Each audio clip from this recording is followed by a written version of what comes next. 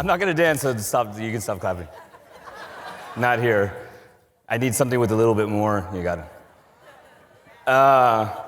it. Just real quick, thank you to Juan, Brandis, and Juan for allowing us to get a sneak peek into their lives and being vulnerable. Give them one round of applause. Go ahead. It takes a lot to come up here. And not only does it take a lot to come up here, but to be vulnerable to say a story like that is huge. Today, what I want to do is I want to tell you my story. And I want to take a page out of Brandis' story where she talked about your superpower. We have to be able to do a superpower, what I call, of wearing a hat. How do we become the hashtag intentional? It all started one day after a stressful day at work. And you've had these days, the days where 4 out of your 6 staff call in sick at the last minute. Yeah, you guys agreed with that way too much. The kind where it's parent-teacher conferences and you're not allowed to use your classrooms, the library, the multipurpose room. And like any person off the street's like, what the heck are they doing in this after-school program? Because kids are just running around. It was one of those days. So after a hectic day, I drive all the way home, I put the car into the garage, and I walk to the door of the garage that goes into my home. And as I go for the doorknob, I can hear what sounds to be like Demolition Derby from my 4 and 5-year-old son, Levi and Lincoln. Meow. All while in the background, I can hear a stressed out wife preparing dinner on the phone with her mother, who's supposed to visit in 2 weeks. Yes, Mom. I know, Mom. I know. Yes, I'll get it done. Don't worry about it. Gotta love those mother-in-laws. I love her to death, believe me. So I'm thinking to myself, do I really want to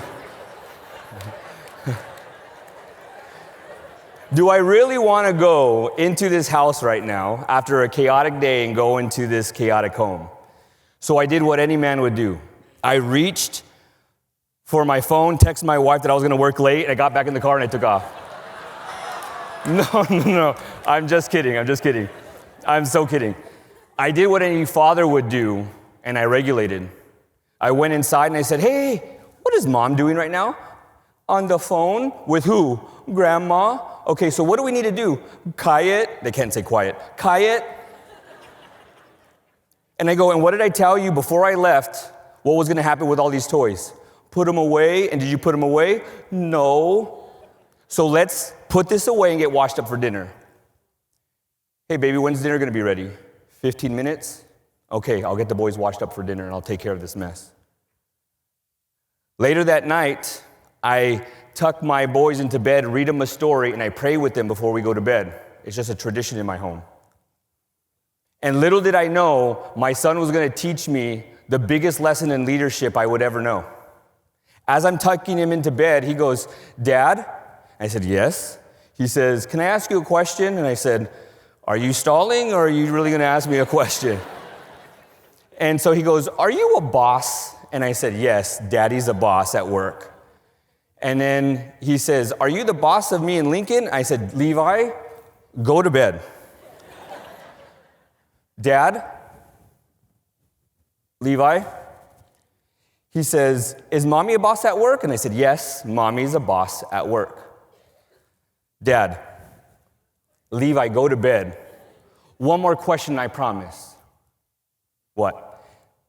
Is Mommy the boss of you? Boy, if you don't go to bed right now, the boogeyman's gonna come out because I'm his friend, and he gonna get you.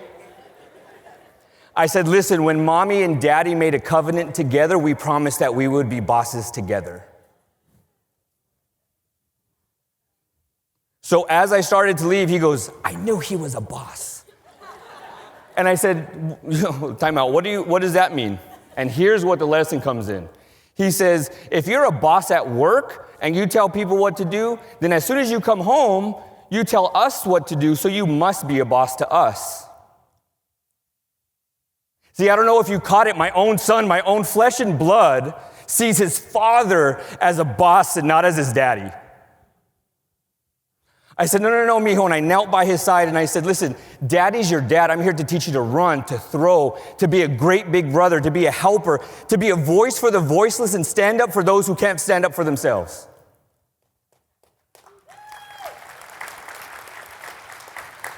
I said, daddy's your dad, not your boss. And here's the lesson that he taught me that day is when we wear the wrong hat, it adds frustration. But when we wear the right hat, it brings transformation.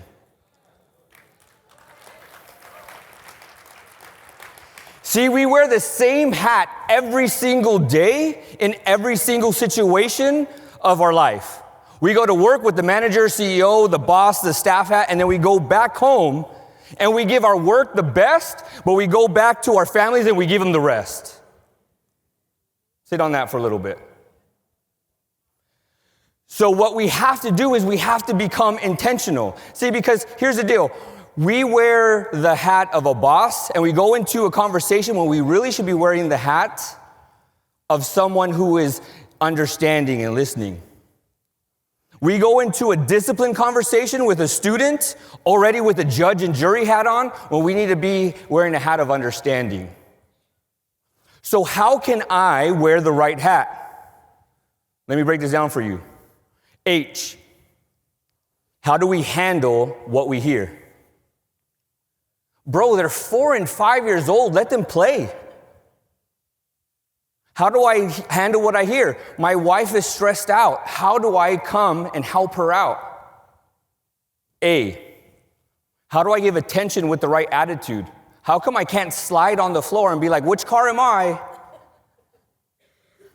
How do I give attention with the right attitude? Babe, give me the phone. Hey, Francis, how you doing? Hey, I'm excited to see you next week. Hey, listen, we're about to have dinner right now and it's getting cold, so we'll talk to you later. Bye.